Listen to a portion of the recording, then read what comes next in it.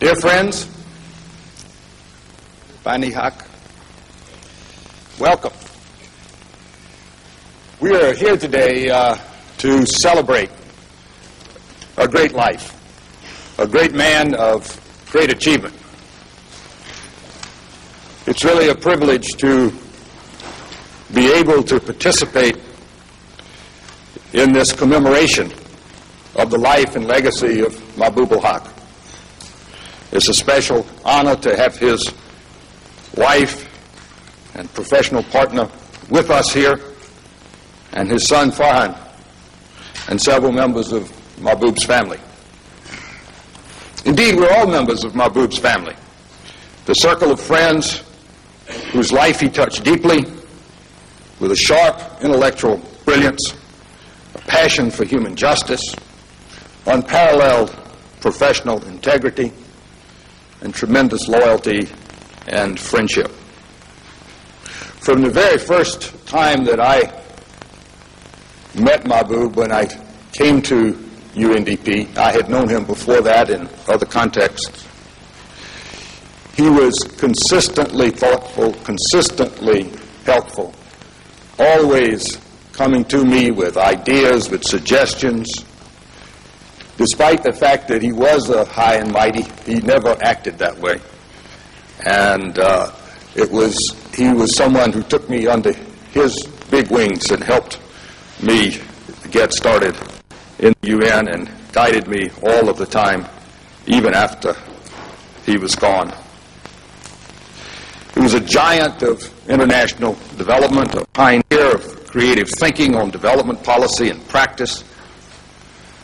As a young economist, he had an impeccable academic education at what would later be called the citadels of Western learning at Yale, and Cambridge, and Harvard.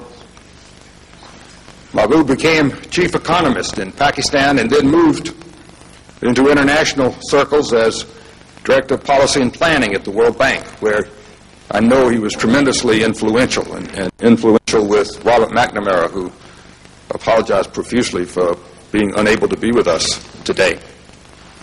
Returning to his home, he then served as Minister of Commerce and of Planning and of Finance, and then to UNDP in 1990, where he became the architect and chief author, as you all know, of the Human Development Report, reflected in these posters from the covers of the report behind us, and made a huge difference. Just at the time when the world was worshiping at the altar of aggregate economic growth and performance as the be-all and end-all of development, Mahbub told us to look at people, to look at the poor, to hear their voice, to put people at the center of development. I think perhaps the last thing, or one of the very last things that Mahbub wrote was some reflections on his time at UNDP and the Human Development Report and the work we did together there. And I want to read to you the paragraph that was in that document. It is a fitting epitaph for one of the greatest men of our time. He wrote that throughout the time I have been associated with the production of the Human Development Report, I have realized that what endeared them to civil society was their raw courage, their ability to state facts professionally but honestly, their refusal to make any intellectual compromise with institutional constraints. Not a single year went by without some government demanding a copy of these reports, as they felt uncomfortable with their basic messages. But they did not succeed because many more forces wanted the truth to be told, and told quite bluntly. I have come to realize that in the intellectual world, in the policy world, it is often courage that is lacking, not wisdom. Well, that was Mahbub in a nutshell.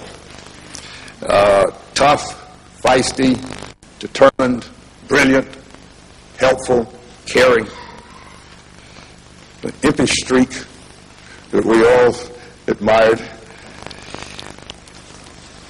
Our next speaker couldn't be more appropriate speaker for this morning's celebration and ceremony. Professor Amartya Sen, the Master of Trinity College, Cambridge, and a close friend and collaborator of Mahbub since their student days at Cambridge, will speak first.